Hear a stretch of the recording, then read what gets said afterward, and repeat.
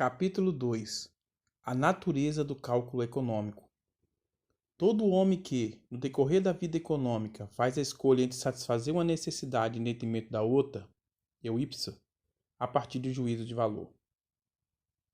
Tais juízos de valor, de imediato, encerram apenas a satisfação da necessidade em si, e daí repercutem nos bens de ordem mais baixa e depois nos bens de ordem mais elevada. Em regra, o homem que está certo do que se deseja está em posição de avaliar bens de ordem mais baixas. Sob condições simples, também é possível, sem maiores delongas, que forme algum juízo sobre a importância que confere a alguns bens de ordem mais elevada.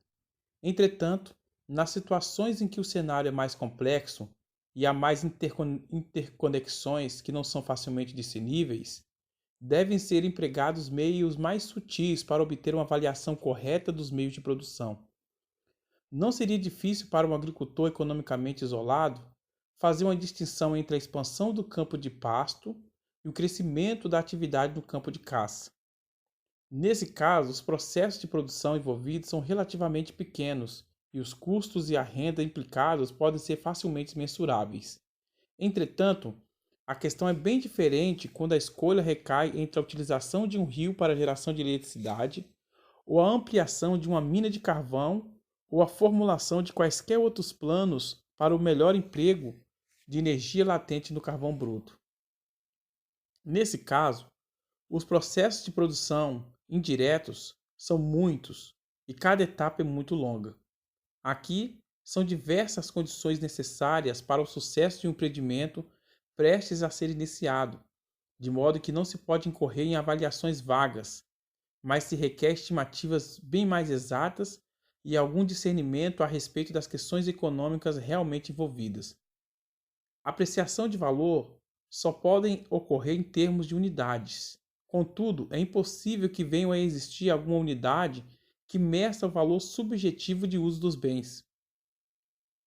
A utilidade marginal não postula unidade de valor, já que é óbvio que o valor de duas unidades de um determinado bem é necessariamente maior, mais menos do dobro, do que o valor de apenas uma unidade.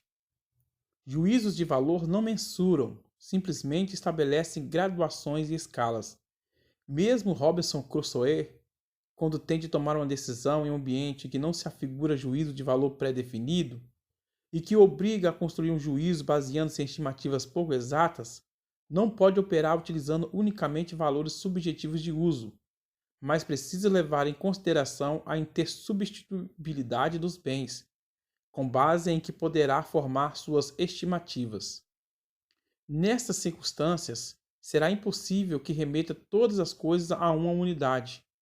De preferência, na medida do possível, remeterá todos os elementos que devem ser levados em conta ao formar suas estimativas aos bens econômicos que podem ser percebidos por um juízo de valor óbvio, ou seja, aos bens de ordens mais baixas e ao esforço despendido.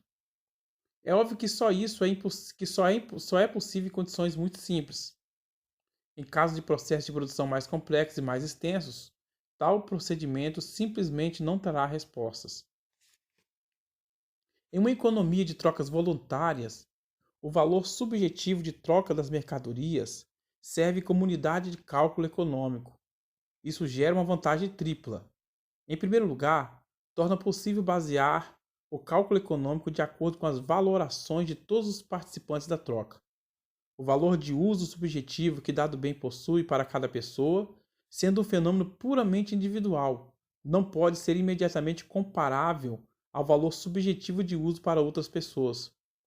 Isso só se torna possível com valores de trocas, que surgem da interação das valorações subjetivas de todos os indivíduos que participam das trocas. Nesse caso, adicionalmente, o cálculo baseado nos valores de trocas fornece o controle mais apropriado para o emprego dos bens. Quem quer que deseje fazer cálculos relacionados a algum complicado processo de produção, imediatamente perceberá se está agindo de maneira mais econômica que os concorrentes ou não. Se descobrir, por meio das relações de trocas predominantes no mercado, que não será capaz de produzir lucrativamente, demonstra-se que outros compreendem como fazer melhor o uso desses bens de ordem mais elevada. Por último, o cálculo pelo valor da troca possibilita referenciar os bens a uma unidade. E para esse propósito, dado que os bens são mutuamente substituíveis, segundo as relações de trocas obtidas no mercado, qualquer bem existente pode ser escolhido. Em uma economia monetária, o bem escolhido é o dinheiro. O cálculo monetário tem seus limites. O dinheiro não é um parâmetro de valor, tampouco de preço. Nem o valor, nem o preço são mensurados em dinheiro. Valores e preços simplesmente baseiam-se em dinheiro. O dinheiro, na qualidade de bem econômico, não possui valor estável, como ingênua e erroneamente se supõe, ao ser utilizado como padrão de pagamentos futuro. A relação de troca que há entre o dinheiro e outros bens está sujeita a constantes flutuações, ainda que, de regra, não demasiado violentas, originadas não só pela ótica de outros bens econômicos, mas também pela ótica do dinheiro. Entretanto, essas flutuações perturbam minimamente os cálculos de valor, uma vez que, por causa das incessantes alterações que ocorrem nas variações econômicas, esses cálculos referenciam a períodos de tempos comparativamente pequenos, períodos em que uma moeda forte sofrerá apenas flutuações relativamente triviais em relação ao poder de troca. Ainda a decalção do cálculo monetário do valor não deriva do fato de o valor ser calculado em termos de um meio universal de troca, a saber, o dinheiro, mas sim no fato de que, nesse sistema, o cálculo se baseia no valor de troca e não no valor subjetivo de uso. O cálculo monetário nunca poderá ser utilizado para calcular o valor daqueles elementos que estão além do domínio das trocas. Se, por exemplo, o homem tivesse de projetar a lucratividade de uma usina hidráulica, não seria capaz de incluir em seus cálculos os danos que tal projeto causaria à beleza das cachoeiras. Poderia, no entanto, prestar atenção à diminuição que existiria no fluxo de turismo ou coisas similares, que podem ser valoradas em termos monetários. Essas considerações, contudo, poderiam muito bem ser um dos fatores decisivos a determinar se a construção deverá ser feita ou não. Convencionou-se denominar tais fatores como extra-econômicos. Isso talvez seja apropriado. Não estamos preocupados com disputas acerca de terminologias. Não obstante, considerações a seu respeito dificilmente podem ser consideradas irracionais. Em qualquer lugar em que o homem considere importante a beleza de um bairro ou de um prédio, a saúde, a felicidade e a satisfação da humanidade, a honra de indivíduos ou de nações, essas motivam a conduta racional tanto quanto os fatores econômicos, mesmo quando não sejam intercambiáveis entre si no mercado e não ingressem, portanto, nas relações de trocas. O cálculo monetário não pode abranger esses fatores por sua própria natureza, mas para os propósitos de nossa vida econômica diária, isso não reduz a importância do cálculo monetário. Todos esses bens ideais são bens de ordem mais baixas e podem, portanto, ser incluídos de imediato no âmbito de juízos de valor de nossos juízos de valor. Assim, não há qualquer dificuldade em levá-los em conta, ainda que tenham de permanecer fora da esfera dos valores monetários. O fato de não admitirem tal cômputo torna-se mais fácil e não mais difícil considerá-los nos aspectos diários de nossa vida. Uma vez que percebamos com clareza quanto valorizamos a beleza, a saúde e o orgulho, certamente nada pode nos impedirá de lhes dar a devida consideração. Aos espíritos sensíveis, pode parecer doloroso ter de contrapesar os bens espirituais com os materiais. Entretanto, isso não é culpa do cálculo econômico, do cálculo monetário. Faz parte da própria natureza das coisas. Mesmo nos casos em que os juízos de valor possam ser estabelecidos diretamente em qualquer cálculo monetário, a necessidade de optar entre satisfação material ou espiritual não pode ser evitada. Robinson Crusoe e o Estado Socialista têm a mesma obrigação de optar. Um indivíduo com uma noção genuína dos valores morais não tem dificuldade em decidir entre a honra e o sustento. Sabe muito bem qual é a sua obrigação. Se um homem não pode honrar o pão, pode ao menos renunciar ao pão em nome da honra. Só aqueles que preferem livrar porque não conseguem renunciar ao conforto material em nome da vantagem espiritual, veem na escolha uma profanação dos valores verdadeiros. O cálculo monetário tem sentido apenas dentro da esfera da organização econômica. Trata-se de um sistema pelo qual as regras da economia podem ser aplicadas para o arranjo e a alocação dos bens econômicos. Os bens econômicos participam desses sistemas apenas em proporção ao grau em que podem ser trocados por dinheiro. Qualquer ampliação da esfera do cálculo monetário provocará equívocos.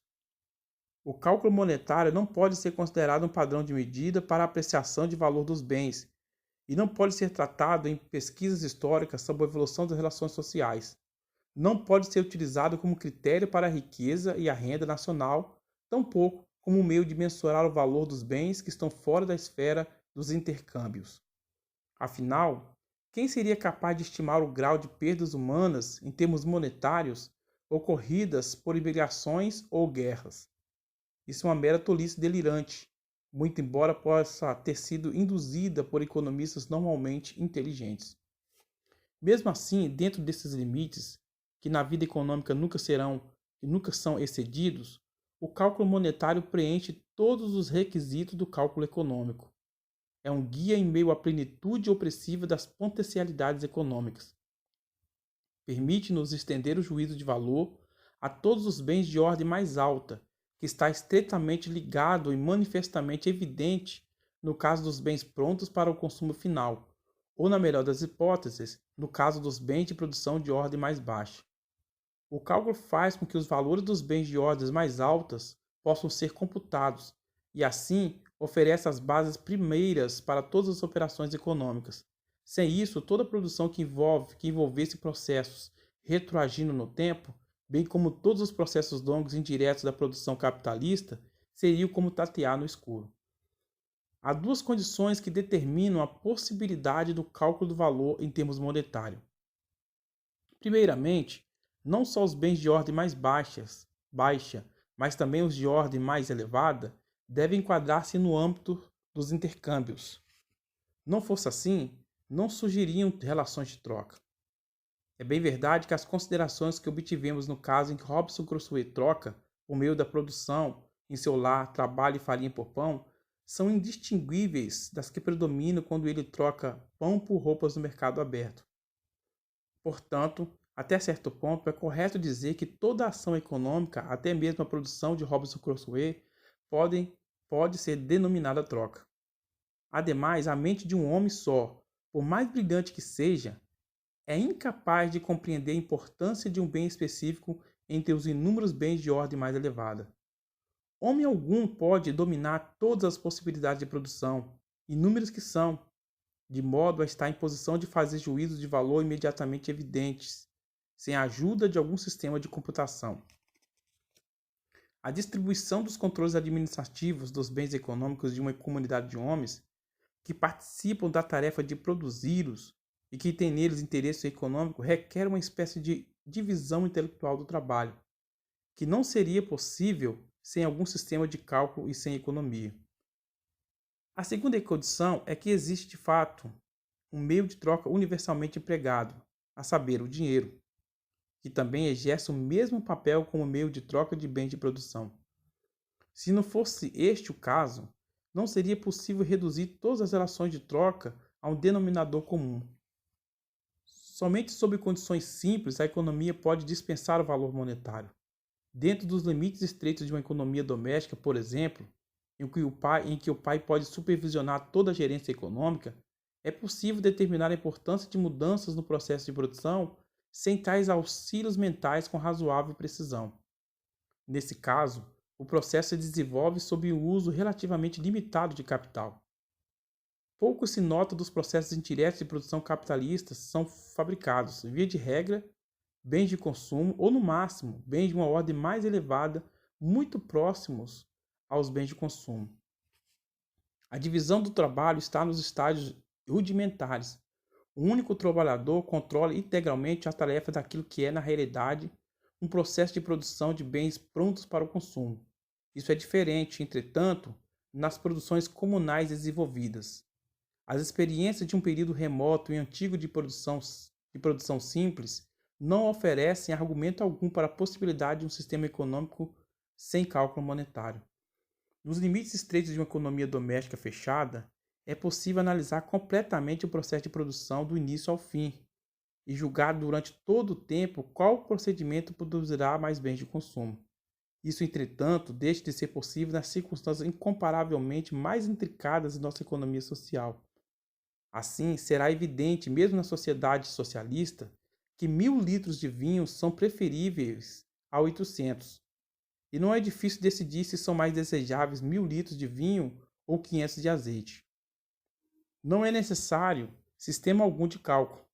O elemento determinante é a vontade dos agentes econômicos envolvidos. Entretanto, uma vez que a decisão tenha sido tomada, a verdadeira tarefa da orientação econômica racional apenas começa, isto é, como alocar economicamente os meios e serviços a serviço dos fins. Isso só pode ser feito com algum tipo de cálculo econômico. A mente humana não é capaz de orientar a si própria adequadamente em meio à atordoante massa de produtos intermediários e potencialidades de produção sem tal ajuda. Simplesmente ficaria perplexa ante os problemas de gerenciamento e ambientação. É uma ilusão imaginar que, em um Estado socialista, o cálculo in natura possa substituir o cálculo monetário. O cálculo in natura, em uma economia sem trocas, abrange somente os bens de consumo. Falha por completo quando lida com bens de ordem mais elevada. E tão logo abandonemos a ideia de preços monetários livremente estabelecidos para os bens de ordem mais elevada, a produção racional se torna totalmente impossível. Qualquer medida que nos afaste da propriedade privada dos meios de produção e do uso do dinheiro nos afasta também da racionalidade econômica. É fácil negligenciar este fato ao considerar que o socialismo evidente entre nós constitui apenas um oásis de socialismo em meio a uma sociedade com trocas monetárias, que ainda é uma sociedade livre até certo ponto. Em um sentido, podemos concordar com a afirmação dos socialistas, que em outros contextos é totalmente insustentável e defendida apenas por motivos demagógicos de que a nacionalização e municipalização das empresas não representa de fato o socialismo, uma vez que essas empresas são tão dependentes do sistema econômico e do livre comércio que as cercam, que não se poderia dizer que participam hoje da verdadeira natureza essencial de uma economia socialista. Em empresas estatais e municipais, são introduzidas melhorias técnicas por conta do efeito notado em empresas privadas similares, domésticas ou estrangeiras, e também porque as indústrias privadas produtoras dos materiais para tais melhorias estimulam sua introdução. Nessas empresas, as vantagens da reorganização podem ser instituídas porque operam dentro da esfera de uma sociedade com base na propriedade privada dos meios de produção e no sistema monetário de trocas, o que as torna capazes de calcular e de contabilizar. Essa situação, entretanto, não ocorre no caso de empreendimentos socialistas operados em um ambiente puramente socialista. Sem o cálculo econômico não pode existir economia. Por isso, em um Estado socialista em que a busca do cálculo econômico é impossível, não pode existir, no sentido que damos ao termo, economia em hipótese alguma. Em questões triviais e secundárias, a conduta racional ainda pode ser possível, mas em geral é impossível falar mais de produção racional.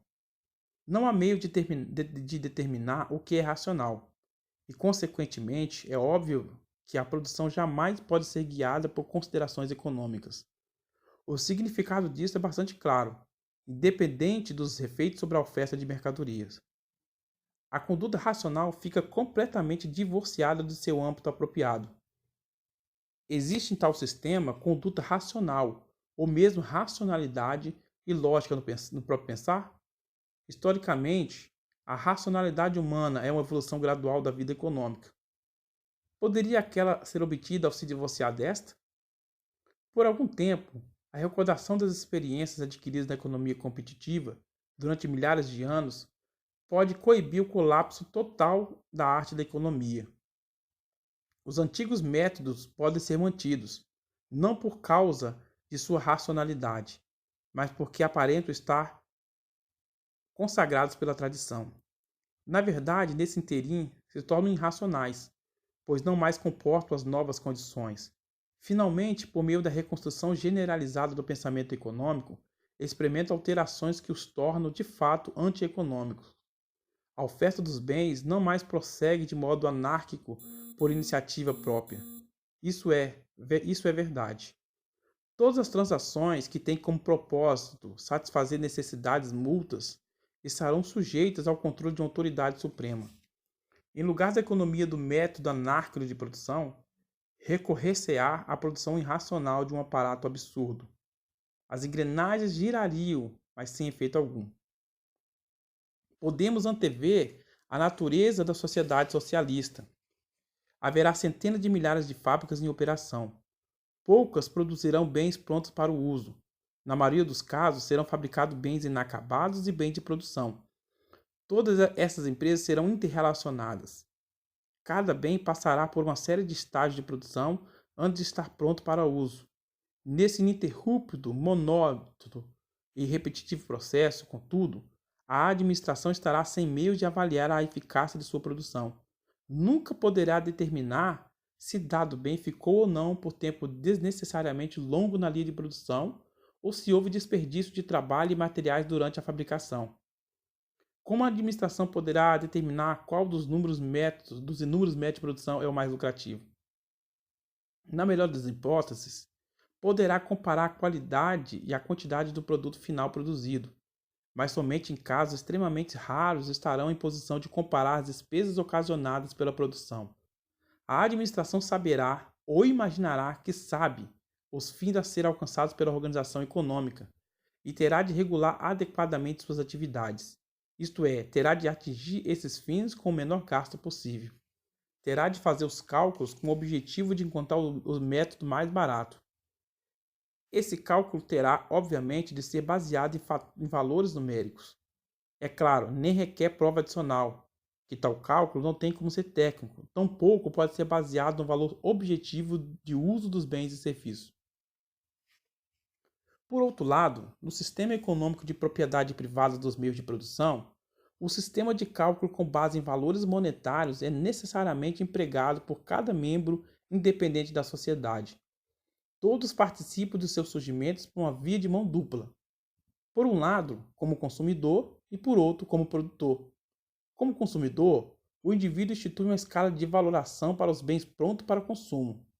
Como produtor, arranja os bens de ordem mais alta de modo a obter o maior retorno possível.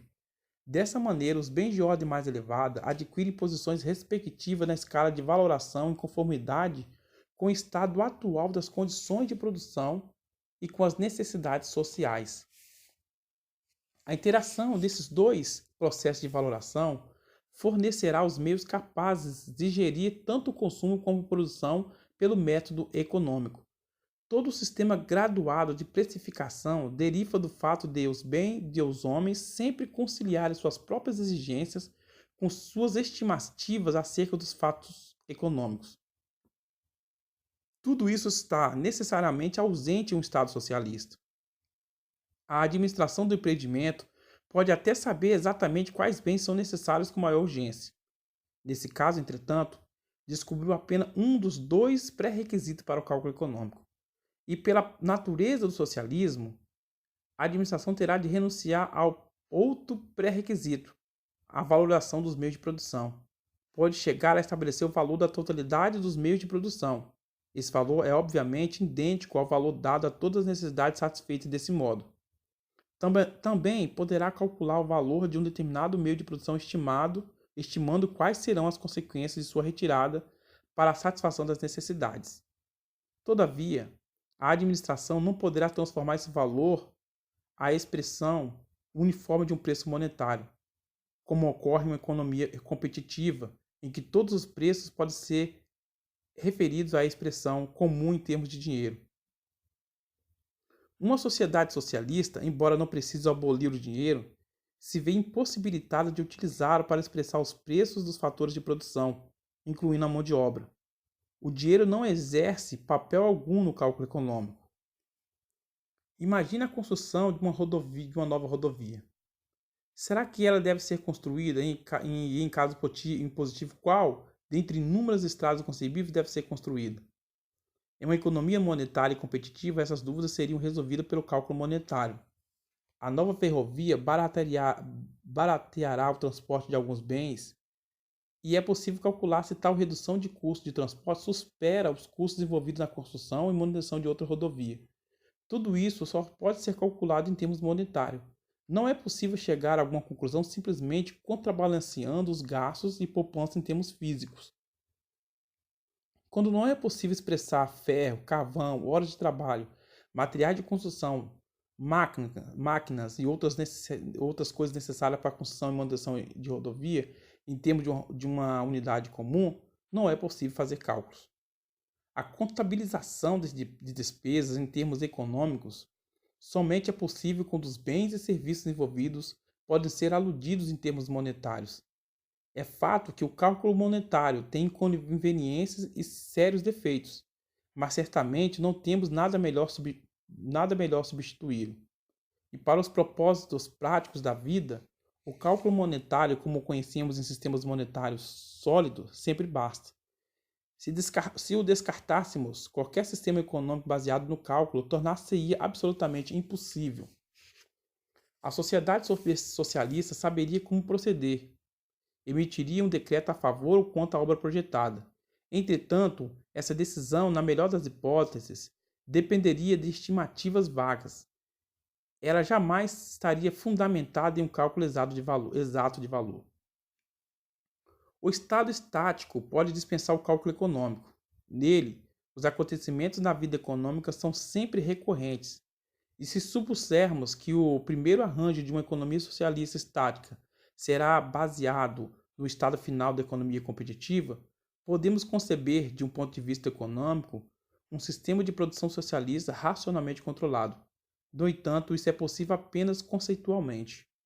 Por ora, deixemos de lado o fato de que um estado estático é impossível na vida real, uma vez que os dados econômicos estão em constante mudança, de modo que a natureza estática da atividade econômica é apenas uma suposição teórica que não corresponde à situação real, por mais necessária que seja para o nosso raciocínio e para o aperfeiçoamento de nosso conhecimento econômico. Ainda assim, é correto supor que a transição para o socialismo altera, como consequência do nivelamento das diferenças de renda e dos reajustes no consumo, e consequentemente na produção, todos os dados econômicos de tal modo que um elo entre com o estado final em que se encontrava a economia competitiva anteriormente é algo impossível. Assim, teremos o espetáculo de uma ordem econômica socialista debatendo-se em meio a um vasto oceano de combinações econômicas possíveis e concebíveis, sem a bússola do cálculo econômico. Portanto, em um Estado socialista, cada mudança econômica se torna uma tarefa cujo sucesso não pode nem ser estimado antecipadamente e nem ser determinado retroativamente. Há apenas apalpadelas às cegas. O socialismo é a abolição da racionalidade econômica.